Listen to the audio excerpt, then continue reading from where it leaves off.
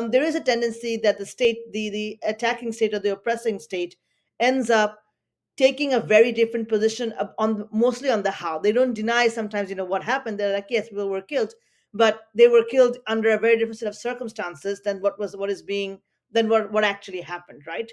So I think the how of that was particularly important because it was important to demonstrate the fact that this was brutal, that this was completely unprovoked, that there was a very deliberate decision on the government's part and the part of the security forces to go and kill people, and that these are fundamentally crimes against humanities and these are atrocities, and there is no other way to really mm, say it, right? And I think that that element of that was very important in kind of establishing, because of how we have seen around the world, how sort of narratives change, how the stories are getting lost.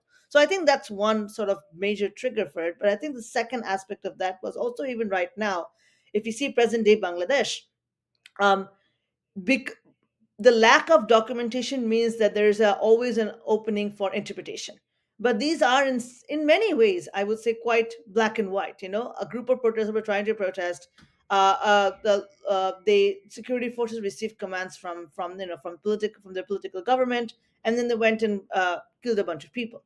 So I think that the fact that even that denialism was not just an element of what was happening at the time under a previous government, but is also an element of what's under right now in interim government, and that there are people, in the country, outside of the country, who continue to kind of push and harbor that uh, this didn't happen the way we said it was going to happen. I think for that very meticulous reconstruction is important, because it then was able to show sort of the sequence of events, what led to what, the causalities around it, and therefore really establish the fact that these were fundamentally atrocities and crimes against humanity. And I think that's a direction that we wanted to head from the very beginning, because any kind of documentation, especially this level of documentation, needs to be, very, very detailed, so that it not only serves the work of public memory, but it also ends up refuting denialism. It also ends up being particularly also used for criminal proceedings, as and when, we can kind of use them. And I think that level of reconstruction and detailing